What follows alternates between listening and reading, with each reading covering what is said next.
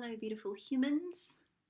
So yesterday I shared a little car rant video about how to de-escalate the avoidant, anxious attachment dance that is so common.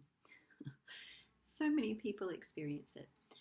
So in yesterday's video, I shared what you could do if you are the avoidant partner. To settle things down so they're not so distressing. And today I thought I'd share the anxious, some things that you can do as an anxiously attached person.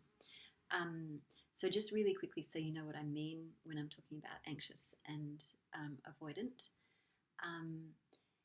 Basically, on the level of the nervous system, for someone who is avoidant in a relationship, they will feel less safe when they have someone in their intimate sphere for an extended period of time.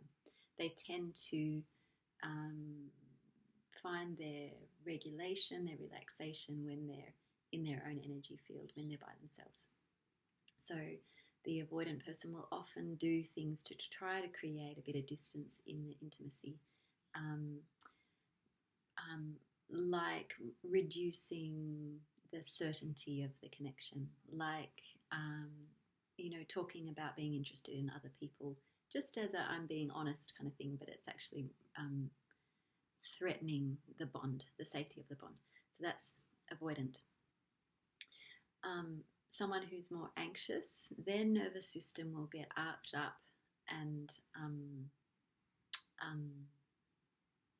feel unsafe when they can't feel where the other person is, when they don't feel like they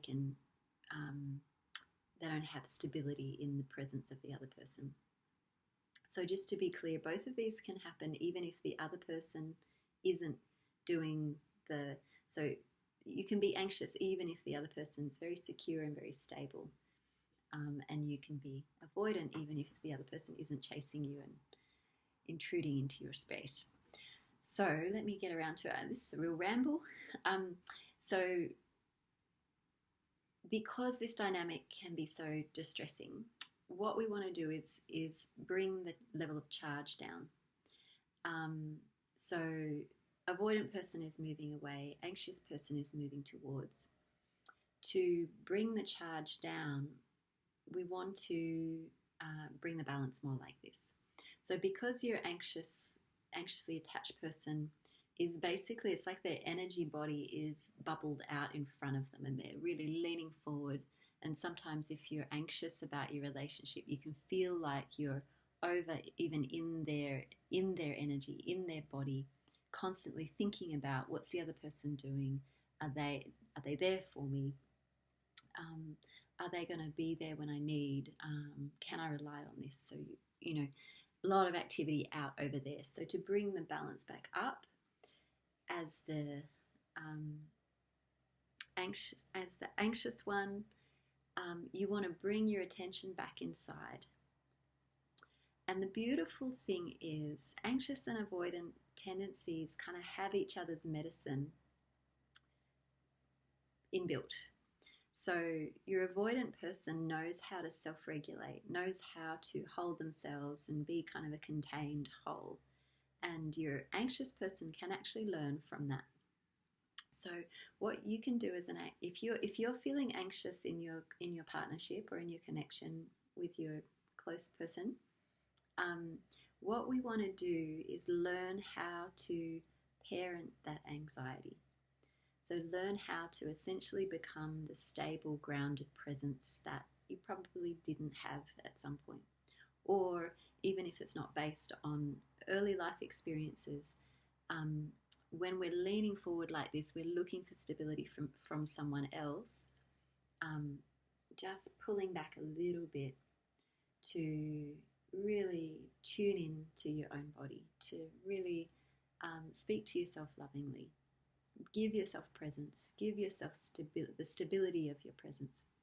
So when you do that, that will just give you more of a sense of ground and anchoring, and like you'll be able to get to that place which the avoidant person knows really well of, like, I'll be okay whether this relationship is there for me or not. So the more that you can do that, the more that the person who's avoidant can find their way to moving towards you, or just finding what they need to do. And just to be clear, for the avoidant person, moving towards you is really vulnerable. So you, as the anxious person, can learn how to hold your own needs, your own vulnerability. And this isn't about not getting your needs met. You can meet your own needs. You can go speak with a close friend. But to be clear, with this dynamic, it's not about going and talking to a close friend about the dynamic. It's about going to be with someone who does want to be with you, and just be in that experience, not talking, not obsessing about the dynamic with your partner. So the remedy for, in these dynamics, the remedy that I'm just going to summarize. The remedy that the anxious attached person can do is coming back into themselves and really parenting themselves and learning how to self-regulate. And the remedy for the avoidant person is learning how to reach out, learning how to invest more into the external connection, and then learning how to co-regulate. So co-regulation for the avoidant one is the challenging one.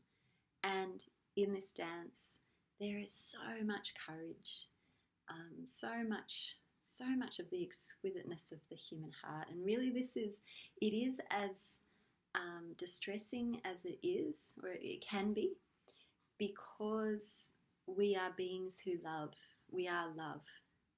It's when we drop through all the layers of all the neurosis, what we all want the most is love, and underneath that, we just are love. So it's distressing because love is like the most open, exposing, exquisite union place that we can be with another human, and it's incredibly tender. So if we can move into relationship with each other, just acknowledging the incredible tenderness, and it'll be especially tender if in some way your parents, your caregivers, couldn't give you the stability that your particular nervous system, your particular personality needed when you were young. So it's tender. And we get to rewire it together, and we get to just learn, whoever's showing up in your world, we get to learn about ourselves. We get to drop deeper and deeper into valuing love first, and inviting relationship to help us to embody love more. Okay, that's my Sunday rave on attachment. I loved people responding to my last message, so let me know how this lands. All right, lots of love.